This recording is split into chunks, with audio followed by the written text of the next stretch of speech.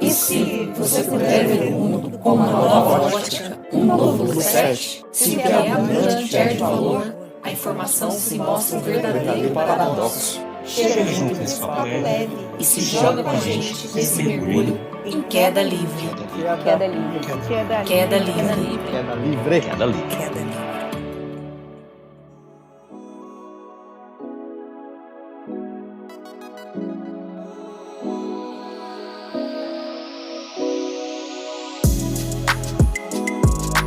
Bem-vindo, querido ouvinte, eu sou o Rafael Máximo e este é o Queda Livre 004. E no salto de hoje vamos falar sobre construções verdes. O Queda Livre é um podcast colaborativo, diverso e multifacetado, criado por mais de 50 mentes férteis, conectadas a partir da turma Gravidade Zero do curso Reaprendizagem Criativa, e tem a finalidade de unir pessoas, ampliar conhecimentos e expandir ideias em um mundo cada vez mais complexo. Antes de mais nada, nos siga nas redes sociais, @podcast Queda Livre, para receber notificações dos novos saltos e conteúdos complementares. Estamos no Instagram, no Twitter, no Facebook, entre tantos outros. Na nossa bio do Instagram, você encontra o Linktree com todos os nossos links. Hoje vamos saltar com alguns dos astronautas que colaboram com este que consideramos o primeiro podcast Open Source do Brasil. Estão aqui comigo Cibele Nascimento. Oi, gente. Nath Velkoff. Oi! E Noyuki Hamado. Konnichiwa. O Noyuki Silva Hamado tem 25 anos e é engenheiro civil de formação e apaixonado por construções verdes, como fator de transformação social e ambiental da cultura humana, para o novo mundo em que estamos entrando.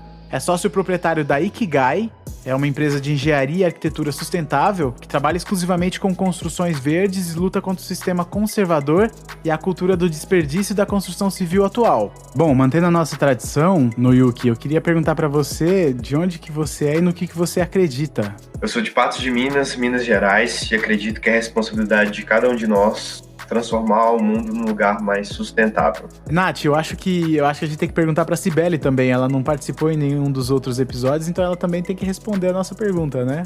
Com certeza. Bom, gente, eu sou de Campinas, interior de São Paulo, e eu acredito na conexão entre as pessoas como ferramenta de transformação do mundo.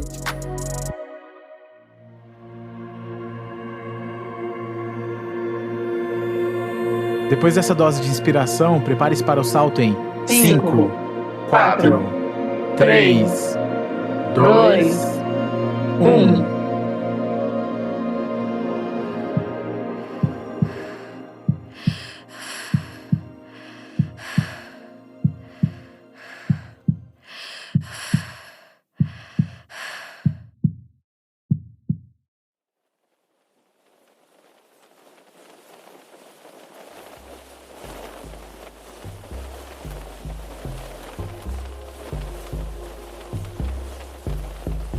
Agora que chegamos na estratosfera, vamos explorar algumas das experiências e conhecimentos dos nossos convidados.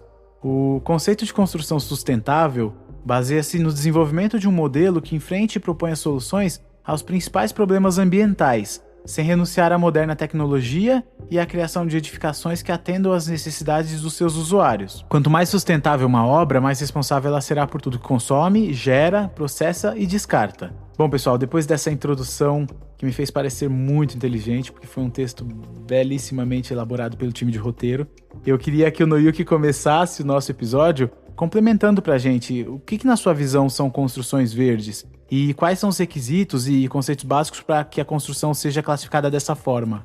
Construções verdes, né, são edifícios que integrem a natureza com a edificação em si, né, permitindo um alinhamento dos usuários da edificação com a natureza em si. Dentro desse amplo aspecto de construção verde, né, que é meio que um nome simbólico para todo esse assunto, existem 3 aspectos que a gente precisa analisar, que são construções ecológicas, construções sustentáveis e construções autossuficientes, né? O tripé que sustenta esse conceito de construções verdes, né? Explica um pouquinho pra gente o que é cada um desses itens que você abriu. Uma edificação ecológica seria uma edificação que utiliza da ecologia nos seus materiais. Então, na forma com que ela é construída, ela utiliza de materiais, de sistemas que são ecológicos, ou seja, sistemas que não agridem o meio ambiente, que retira, né, a matéria-prima do meio ambiente, mas de forma saudável, né? Já em relação à sustentabilidade, Uma edificação sustentável é aquela que não agride o meio em que ela se encontra e permite com que aquele meio continue sendo utilizado pelas gerações posteriores de forma sustentável, de forma a prover... De forma perene, né? Isso, de forma a prover as necessidades das futuras gerações. Já uma construção, um edifício autossuficiente, seria aquele edifício que ele gera tudo aquilo que ele consome, ou pelo menos a maior parte das coisas que ele consome, né? Então seria um edifício que gera a própria energia elétrica, que reutiliza as águas, né, que são ofertadas naturalmente para ele, com as chuvas e etc. Então ele se torna autossuficiente, ele não consome recursos excessivos para o seu funcionamento. Então o ecológico seria se eu usasse uma madeira reflorestada, seria isso? Seria uma construção ecológica, né? E sustentável também. Um não exclui a possibilidade do outro, sabe? Ela pode ser ecológica, pode ser sustentável, autossuficiente, ou pode ter só uma ou só duas, entendeu? É porque enquanto você falava, eu tentava entender alguns exemplos na minha cabeça. Eu imaginei que um seria, por exemplo, madeira reflorestada, o outro seria o respeito das árvores que tem no terreno para você construir em volta disso, e a outra seria, por exemplo, a utilização de água de chuva para reuso, iluminação natural, ou energia solar para construção. É porque a energia solar dá para utilizar tanto como elétrica como térmica, né, para aquecer águas e etc. Porque quando a gente vai falar de construções verdes, quando a gente entra um pouco na parte de certificações das edificações, né, existem uma série de itens a serem cumpridos. Esses itens, quando você vai analisar, eles englobam os 3 aspectos.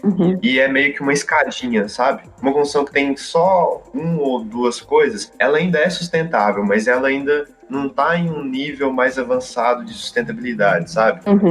E o que a gente pode considerar de vantagens dessas construções com relação às construções tradicionais, tanto no sentido sustentável, quanto no sentido de custo, benefício? Olha, considerando a atual cultura que a gente tem, né, de construção civil, ambientalmente elas são, assim, disparadamente melhores do que os outros tipos de edificações, né? Porque elas olham para certos aspectos ambientais que as outras edificações não consideram, né? Com relação ao custo-benefício, existe esse estigma, né, de que as construções verdes, sustentáveis, elas são mais caras do que o método construtivo atual. É uma questão complicada que envolve, na verdade, um processo de mentalidade, porque o ser humano ele tende a analisar os benefícios a curto prazo.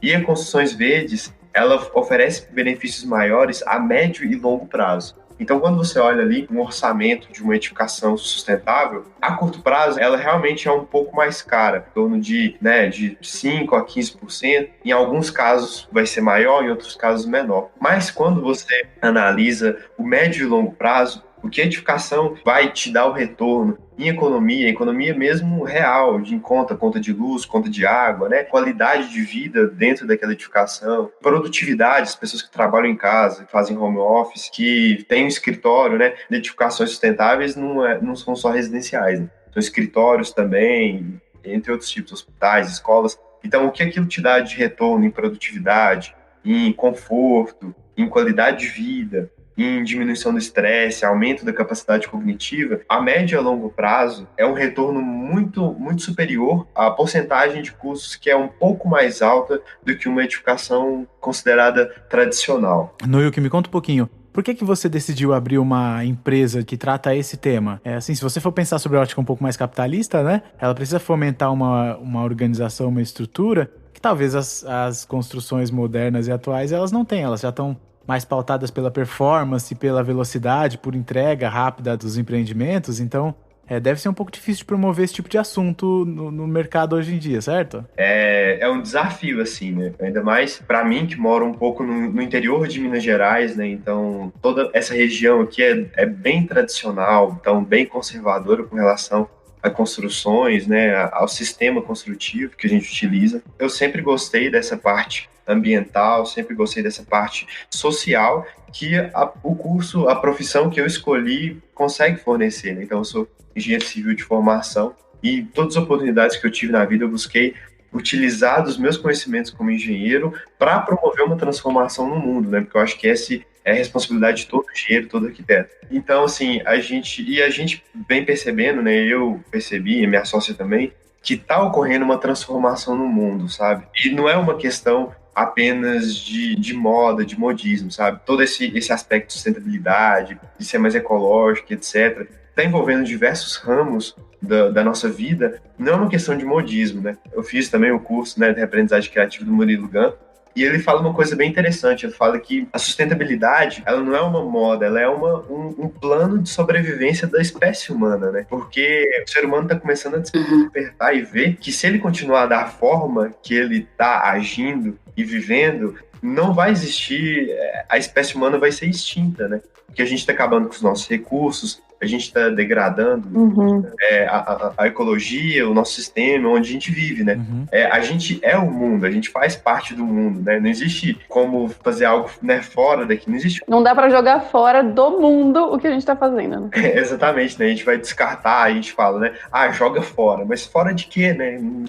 E assim, a gente busca lidar com isso da melhor forma possível. Então a gente busca, primeiro, estabelecer um processo de educação. Então a gente busca educar a população, educar a nossa região, educar os nossos clientes de que um projeto, uma consultoria que seja sustentável, ela não vai atuar simplesmente no dinheiro, nos recursos deles. Eles vão atuar na qualidade de vida, no conforto, entendeu? Na produtividade, na capacidade cognitiva das pessoas, sabe? Porque as construções verdes, elas mexem com o nosso sistema biológico, né? Nos últimos, né, milhares de anos, a gente evoluiu a espécie humana em conjunto com a natureza, né? Então, existem certos padrões naturais que a gente está acostumado, que a gente reconhece, que o nosso inconsciente reconhece e libera hormônios, libera ali neurotransmissores que são naturais pra gente, que fazem bem pra gente, né? E quando a gente começa aí com o advento da sociedade moderna, industrialista, né, a construir em caixotinhas e encaixotar a gente, as nossas vidas, a gente perde essa conexão e a gente cria um nível de estresse muito maior. Priorizando ciclos produtivos cada vez mais enxutos, né? Exatamente.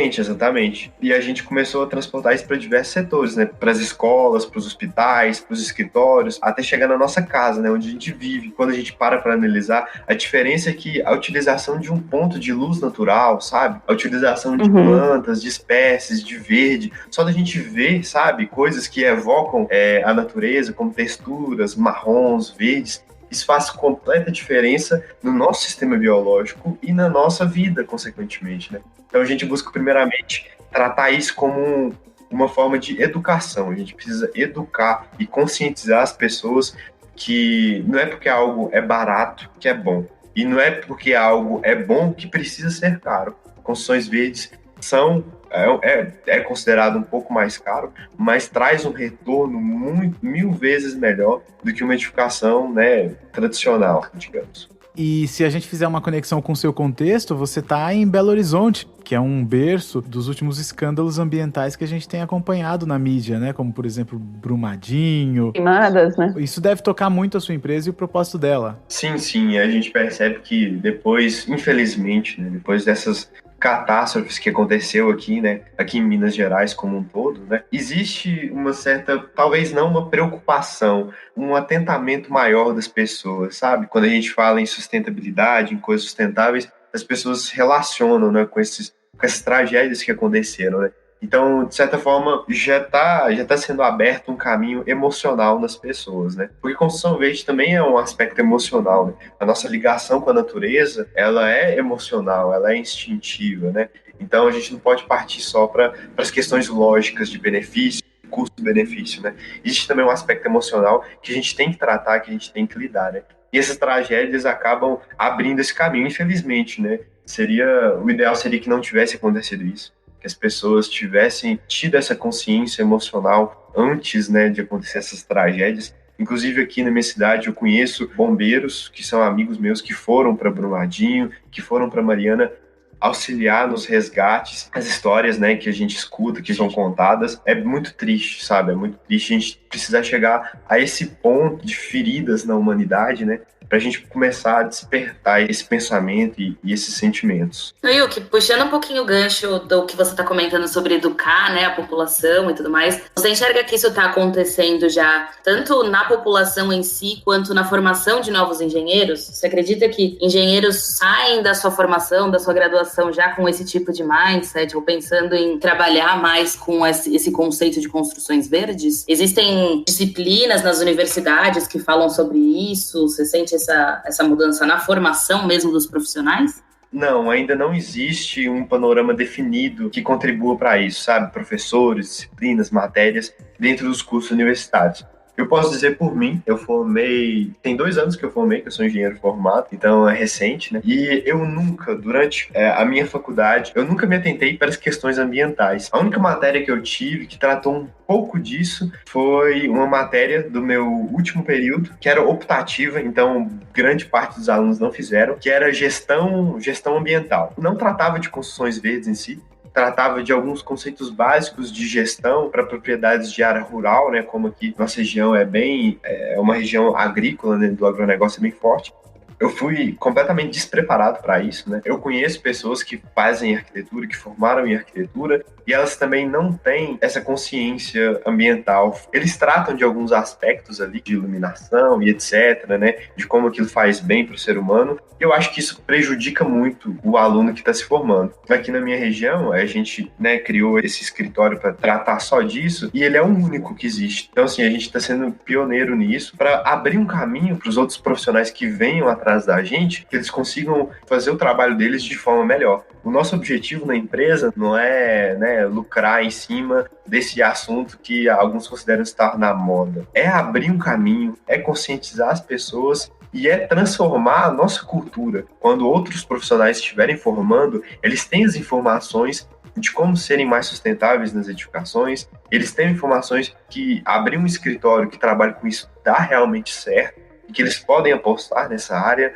e criar esse ambiente favorável àqueles que estão surgindo, sabe? Eu até ia perguntar isso, se você acha que as instituições de ensino estão criando essa preocupação agora. Você se formou faz 2 anos, mas eles te chamam para dar palestras, você vê alguns tipos de workshops, alguns cursos paralelos que as instituições de ensino oferecem para os alunos? A gente começou agora, nesse ano, né, de 2020, foi um ano complicado, já está começando a estabelecer uma conexão com a principal universidade nossa aqui da cidade. Então, assim, a gente já tem um contato com alguns professores, ou professores que foram nossos professores apoiando a gente muito. Assim, o nosso plano vai bem por esse caminho mesmo, sabe? A gente tem como um planejamento chamarem a gente para dar aula sobre isso no horário deles. Esse viés de educação muito forte, né? Que tipo de informações as universidades têm oferecido com relação às construções verdes? O ideal é começar primeiro com o básico. Então, acho que a pessoa buscar ali uma formação de engenharia, de arquitetura ou de design, né, em si. Passando disso, existe uma série de pós-graduações e mestrados federais que são muito bons, voltados para essa área, na área de arquitetura sustentável, pós-graduação na área de tecnologias sustentáveis para construção civil. Na arquitetura é um ponto de acesso mais fácil para quem gosta dessa área. Aqueles que são arquitetos, eles têm uma facilidade maior para entrar nessa área, né? Porque tem alguns pontos de semelhança que eles já estudam na faculdade. Legal. E, Yuki, para nós e para os nossos ouvintes que não são dessa área, né, não estão ligados à engenharia ou arquitetura, existe alguma forma da gente adaptar um pouco desses conceitos nos lugares onde nós moramos? Eu, por exemplo, moro num prédio tradicional, meus pais moram numa casa tradicional, construções tradicionais totalmente.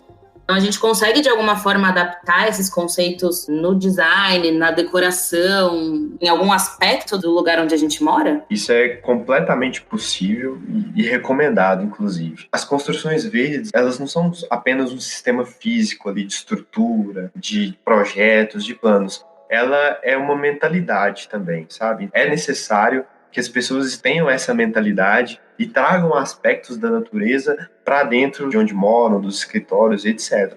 E, assim, existem alguns tabus, né, de que, assim, não dá para fazer algo sustentável sem ser caro, ou precisa ter um espaço amplo, não dá para fazer um espaço pequeno. Em qualquer espaço, por mínimo que seja, dá para você colocar sustentabilidade, dá para você criar aspectos naturais, tanto que tem uma das áreas das construções verdes chama design biofílico. E esse design biofílico ele pode ser aplicado tanto na parte da arquitetura, né, em si, quando você está construindo, mas também depois que você constrói, ele pode ser aplicado na decoração e no design de interiores. A etimologia dela é do grego, bios, que significa vida, e filia, que era uma designação de amor dos gregos. O amor pela natureza, né? É um design que busca trazer a natureza para dentro da sua vida, como uma identificação de amor por ela. Ela envolve aspectos práticos e ideológicos também, né? Essa linha de design, ela iniciou na década de 80, se não me engano, com os estudos de uns pesquisadores que estavam pesquisando sobre qual que é a influência da natureza no nosso dia a dia, né? Então eles buscaram ali, por exemplo, se você tem plantas, vegetação em casa, como que isso afeta a sua produtividade, seus aspectos neurológicos, etc. Eles observaram, né, que ter características da natureza no nosso dia a dia, na nossa convivência, aumenta a nossa capacidade cognitiva, aumenta o nosso bem-estar, a nossa qualidade de vida sobremaneira. Da simples aplicação de texturas e de materiais que evoquem a natureza. E segue bem naquela linha de raciocínio de que a gente evoluiu em contato com a natureza, né? Então, retirar a gente desse meio para colocar a gente em um lugar completamente desvinculado com a natureza causa um aspecto depressivo e estressante no nosso corpo que muitas vezes a gente não percebe, mas que acontece de forma inconsciente biológica. Então, só para citar alguns exemplos, hospitais que têm aspectos biofílicos no seu design de exterior e de interiores, eles possuem uma recuperação de pacientes maior do que hospitais que não têm. O sistema imunológico dos pacientes funciona melhor, o período ali de autocura, né, de cicatrização, é menor para esses pacientes, então esses pacientes ficam menos tempo internados em hospitais que têm design biofílico. Em escolas, a concentração dos alunos, a capacidade deles de aprender e reter mais conhecimento aumenta com a utilização do design biofílico, porque eles se sentem agregados, eles se sentem no espaço natural deles. O sistema biológico inconsciente funciona melhor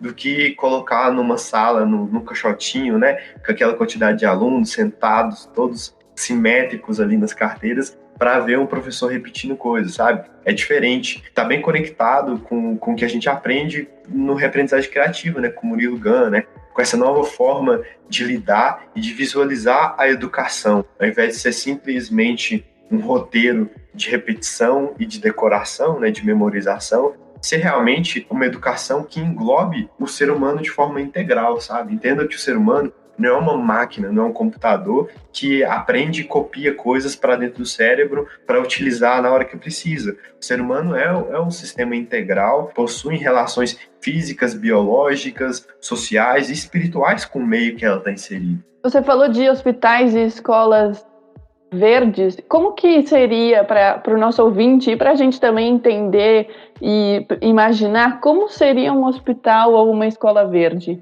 Existe uma escola que fica na Inglaterra, ela engloba bem essa mentalidade sustentável, né?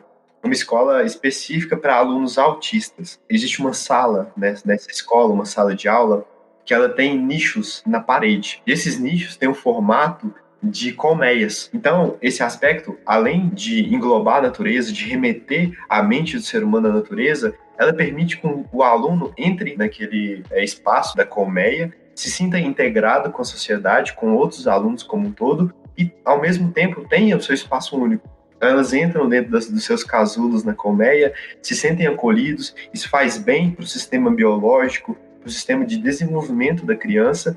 De frente para essa parede, que tem esses nichos de colmeia, tem uma vidraça gigante, que dá para fora da escola, né, para o jardim da escola. Eles conseguem ter uma visão do que há lá fora, da natureza que existe lá fora, e começam a se integrar, a desenvolver seus processos sociais, seus processos comunicativos com o mundo que está lá fora. Perto dessa janela tem uma bancada que eles podem se sentar, né? Então, à medida que os alunos vão evoluindo interiormente, eles começam a sair desses nichos nas colmeias, desse mundinho dele, e começam a se aproximar mais do mundo lá fora. É que a gente sempre fala, os animais, e a gente esquece que nós somos animais também, e que é saudável a gente manter esse relacionamento estreito com a natureza. A nossa sociedade, ela tem passado por uma crise de autoconhecimento, uma crise de falta de conexão consigo mesmo. Identidade, né? Existe um filósofo estoico que chama Marco Aurélio, né? Talvez seja o imperador mais sensato que governou Roma. E ele falava uma coisa assim, que é bom para a colmeia, é bom para o indivíduo. Então a gente tem que pensar que a gente é uma sociedade, a gente é uma grande colmeia que está coexistindo num planeta que está a milhares de quilômetros no espaço, né? E a gente só tem um ao outro, entendeu? A gente tem um ao outro para se conectar, tecer as nossas histórias, para tecer a nossa vida, para se desenvolver como pessoa, sabe? E a gente tem que pensar que o que é bom para a colmeia não tem como ser ruim para mim. Yuki, mas eu fiquei com essa dúvida. Só dá para ser construções relacionadas à vida doméstica, à vida empresarial, hospitais e escolas, ou tem outros tipos de construções que a gente pode usar o conceito das construções verdes? Existem outros tipos de construções também que dá para utilizar esse conceito. A gente tem que imaginar, quando a gente fala de construções, a gente está falando de uma diversidade de possibilidades. Então vai desde construir uma ponte até fazer um arranha-céu, né? E existem aspectos que dá para englobar em todas essas partes, sabe? Por exemplo, uma pessoa vai fazer uma ponte em concreto. Existem alguns tipos de concreto chamados concretos sustentáveis, que reutilizam agregados de resíduos da construção civil para serem feitos. Ok, esses concretos não podem ser usados na estrutura da ponte, mas eles podem ser usados no asfalto da ponte, no calçamento da ponte, na passagem de pedestre. Você vai construir uma ponte de concreto armado, por exemplo, que é concreto, né, com uma estrutura de aço por dentro. É sustentável também você observar a procedência daquele material. Ele é sustentável durante toda a vida útil dele, desde a extração até o futuro descarte dele. Se você pode ter uma coisa que visivelmente seja sustentável. Por exemplo, você vai fazer algo utilizando bambu. As pessoas têm a ideia de que bambu é natureza sustentável. Ok, mas você já parou para analisar, para pesquisar sobre como aquele bambu foi colhido? Você já parou para pensar que talvez ele tenha sido colhido com mão de obra escrava? Algo que é colhido com mão de obra escrava pode ser realmente sustentável? Não, não é sustentável. E isso serve para outros aspectos. O cimento que você vai utilizar, a forma de processamento, de utilização do aço que você vai utilizar, aquilo tem uma boa procedência, aquilo é sustentável na sua origem, ou aquilo desmata hectares e hectares de floresta para ser beneficiado e transformado em uma commodity da construção civil. Quais são as grandes construções que estão no nosso dia a dia que se utilizam desse conceito e a gente não sabe? Alguns anfiteatros, algumas universidades que oferecem esse processo de trazer algo a mais para os estudantes. Eles utilizam da construção verde para impactar de forma melhor, para trazer uma experiência completa. Por exemplo, uma coisa que está muito na moda é energia solar, fotovoltaica, né? A pessoa colocar ali umas placas fotovoltaicas, colher a luz do sol e transformar isso em eletricidade. Isso é um aspecto importantíssimo para a sustentabilidade e que está virando moda porque as pessoas acham que vão economizar, né? E realmente economiza dinheiro na conta de luz e etc, né? Só que isso tem um impacto muito positivo para o meio ambiente, porque você está deixando de utilizar a energia elétrica que está vindo da sua concessionária de luz. Sua concessionária de luz, ela precisa fabricar essa energia elétrica de alguma forma. E tem que ser uma forma em grande escala, porque ela distribui para milhares de pessoas. Então, geralmente, ela utiliza grandes sistemas como hidrelétricas, termoelétricas, como usinas nucleares e etc. Hidrelétricas, a gente pode pensar que talvez elas sejam sustentáveis, porque elas utilizam a água, o movimento da água, para fabricar energia. Só que a gente não para pensar que para fazer uma hidrelétrica, você precisa alagar uma grande extensão de terra. Então você, às vezes, destrói com cidades inteiras, com ecossistemas inteiros, com habitats de animais inteiros, grandes hectares de área verde, para fazer aquela hidrelétrica, entende? Então aquilo tem um impacto ambiental. Eu lembrei até da usina de Belo Monte. Sim. Foi uma grande discussão. Retirou a terra de tribos, de grupos indígenas que estavam ali há centenas, milhares de anos, né? Como que uma coisa dessa pode ser sustentável? Então, assim, são coisas simples que a gente não pensa em como aquilo impacta o meio ambiente, como aquilo impacta o mundo, sabe? Só pra dar aquela polemizada, porque eu sou um cidadão de bem. E as muretas do Dória lá, na 23 de maio, são verdes mesmo ou o cara só gastou nosso dinheiro? Conta pra gente um pouquinho. Então, ser sustentável não é só colocar umas plantinhas, né? Não é só falar assim, vou colocar umas coisas aqui verdes e vai ser sustentável, né? É assim, eu não tenho conhecimento a fundo dessas muretas verdes do Dória. Eu não sou de São Paulo, sou aqui de Minas, né? A gente tem que analisar todo o aspecto social, ambiental ideológico daquilo para a população. Porque, como eu disse, sustentabilidade é uma mentalidade, né? Como que eram aquelas muretas antes? Se eu não me engano, existiam ali alguns grafites. Eram grafites de artistas mesmo.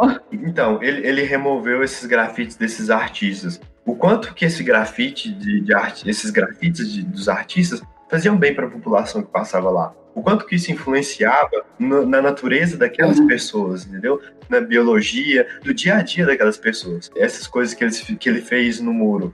Ele utilizou materiais de procedência sustentável.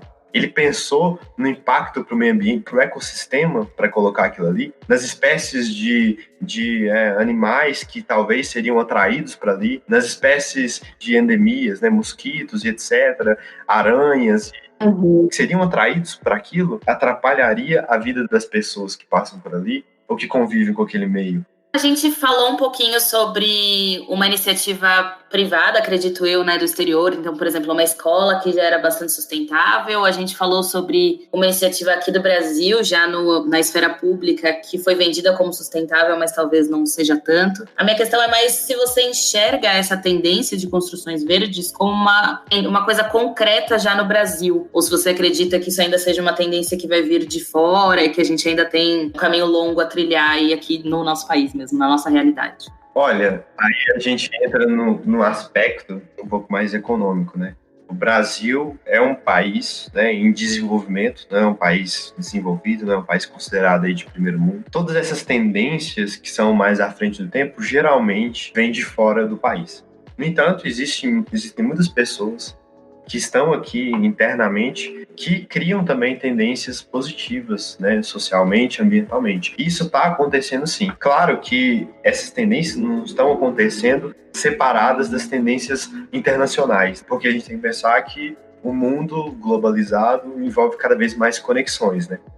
E Noyuki, para a gente fechar esse tema super interessante, o que a gente pode esperar no futuro, para o futuro das construções verdes, a nível Brasil, a nível mundo, o mercado? Como você enxerga essa tendência? Olha, eu acho que a tendência que a gente tem é de continuar evoluindo nesse aspecto, tanto da parte dos profissionais, engenheiros, arquitetos, da parte profissional, né, de projetos e consultorias, quanto da parte dos construtores, de quem está construindo. Creio que essa mentalidade de pensar no lado sustentável está sendo cada vez mais disseminado, né? Em algumas corporações, nas grandes corporações, esse tipo de pensamento já começou a ser inserido. Então, a tendência é que isso continue evoluindo. E na parte também do mercado de matérias-primas, né? Eu acho que a tendência é termos no mercado cada vez mais produtos, materiais que sejam sustentáveis, que cuidem com carinho, né? Desde a etapa de produção até a etapa de descarte final desses produtos. Eu acho que é uma questão de... Acho que tudo na vida começa com a questão de educação, né, de conscientização. Eu acho que essa parte está começando agora, está sendo feita agora, né?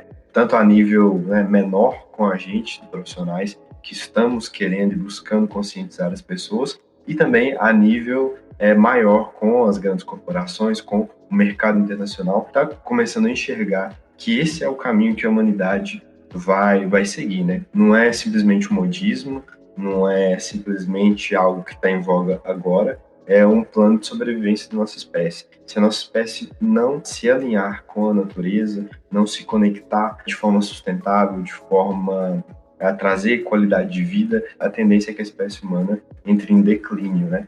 Alguns pesquisadores, alguns historiadores já preveem isso, né? Por mais que a gente tenha começado isso um pouco tarde demais, né? Tantas coisas que já aconteceram para a gente começar a pensar nisso, eu acho que a gente está começando bem.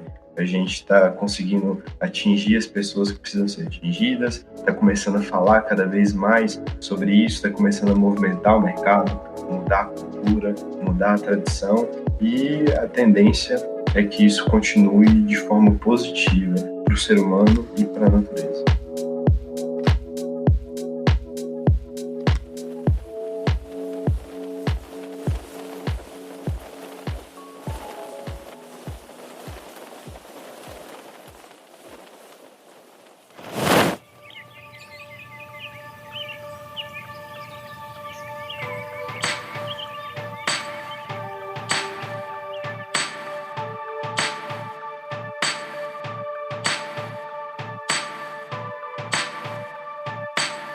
Bom, então chegamos ao nosso destino. Queria ouvir um pouquinho da Nath. O que você vê diferente agora, depois desse salto? Eu vejo uma esperança, né? Parecia que era só vamos comer dinheiro daqui em diante, mas aí, pelo que o Noiko falou, não é só um dever nosso, é uma tendência que a gente tem em realmente olhar para o meio ambiente e valorizar ele, e que dá para a gente adaptar o que a gente já tem para que as construções em que a gente já vive se tornem mais sustentáveis, ecológicas e autossuficientes. Então, teve uma esperança aqui nesse salto. Bacana. Cibele, esse foi seu primeiro salto com a gente, eu espero que o primeiro de muitos, né? Você também compõe nossos times no Queda Livre, também se dedica muito para que esse podcast saia. Como que foi para você saltar aqui hoje com esse time bacana e o Noyuki? Foi, achei o máximo. Assino super embaixo do que a Nath falou. Eu também senti um pouco essa esperança, né? Eu tinha a visão de senso comum de que tudo que é construção verde, sustentável, é mais caro, é mais difícil, é inacessível. Foi muito bacana bater esse papo para abrir um pouco a minha mente e entender que isso é uma tendência realmente, vai acontecer, e que nós, no nosso papel no dia a dia, conseguimos também fazer alguma coisa para contribuir e transformar, deixar o nosso dia a dia um pouco mais sustentável, um pouco mais verde. E como o Noyuki falou, cada um de nós fazer um pedacinho para contribuir pro todo. Foi bem bacana pra mim essa experiência. Espero que pro nosso ouvinte também. Queria ouvir um pouco no Noyuki, como foi saltar no Queda Livre. Eu queria também agradecer também a sua disponibilidade de tempo para poder participar desse programa com a gente. Foi um tema muito interessante. Bom, eu quem agradeço, na verdade, né, essa oportunidade de falar de alguma coisa, de algo que eu acredito, de algo que eu vivo para, algo que eu quero deixar minha marca no mundo através disso. Eu agradeço a oportunidade. É uma honra estar aqui com vocês, né? Eu já conhecia alguns dos pessoais aí. Excelente esse trabalho que a gente faz aqui nesse podcast. Permite, né, traz à tona certas ideias, certos conceitos que muitas vezes as pessoas não param para pensar, né? Então, eu gostei bastante. Estar em Gravidade Zero com vocês é uma honra. Muito legal. E Noyuki, faz um jabá também da sua empresa, né, cara? Acabou o episódio, eu acho que a gente já pode compartilhar pra gente o Instagram da sua empresa, pra quem quiser saber um pouco mais sobre o assunto. O Noyuki mostrou pra gente, ele é uma cabeça muito interessante, é bastante inteligente. Vale a pena para quem quer conhecer um pouco mais do assunto, entrar em contato com a empresa do Noyuki, pedir aquela consultoria, manda aquele jabá, Noyuki. Bom, a gente tá praticamente em todas as redes sociais, né? No Instagram, no Facebook, @Ikigai Sustentável, IKIGAI Sustentável, sem acento. Toda semana a gente trata de um tema lá no nosso Instagram, né? Como precisa educar, conscientizar as pessoas. Então a gente já tratou lá de concreto sustentável, de conforto ambiental interno, de reaproveitamento de água-chuva, de energia solar e etc. A gente tem o nosso site também, né? www.ikigaisustentável.com.br. A gente tem alguns materiais gratuitos lá para quem queira fazer o download e aprender mais sobre, pesquisar mais sobre, tanto para pessoas que já estão na área quanto para leigos que queiram aplicar isso na sua vida. É só entrar lá e baixar no nosso site. Quem quiser ir entrar em contato com a gente atua não só na nossa região, aqui de Minas Gerais, mas também no Brasil inteiro, prestando consultorias, fazendo projetos, etc., envolvendo a sustentabilidade nas edificações, para integrar o ser humano com a natureza aí. Ligue já, galera! Bom, querido ouvinte, no episódio de hoje a gente explorou um pouco os principais aspectos das construções verdes. Nós entendemos um pouco que, embora ecológicas, sustentáveis ou autossuficientes, são os aspectos culturais que estão amadurecendo e que devem continuar amadurecendo na nossa sociedade. Se trata de um mercado extremamente promissor e até mesmo pelo cenário de iniciativas cíclicas que estão se formatando o planeta fora, os caminhos que as pessoas interessadas nessa formação podem trilhar são férteis e cheios de propósito. Então, as palavras que me marcaram muito são aquelas que foram relacionadas ao design biofílico, então a criação de ambientes que exploram essa nossa afinidade com a natureza para a criação de lugares onde possamos trabalhar, viver e aprender. Eu acho que foi o maior aprendizado do episódio para mim. E para você, ouvinte, astronauta, como foi esse salto? Nos conte nas redes sociais. Eu convido você a deixar o seu comentário no nosso Instagram, @podcastquedalivre. A sua opinião é muito importante. Deixe elogios, críticas, sugestões de temas, dúvidas, já que nosso salto é coletivo e colaborativo. Se a nossa conversa ressoou para você, nos siga no seu agregador preferido. É sempre um privilégio ter a sua companhia. Muito obrigado e até o próximo salto. Tchau, gente. Tchau. Tchau. Este podcast foi editado por Vertigem Podcasts.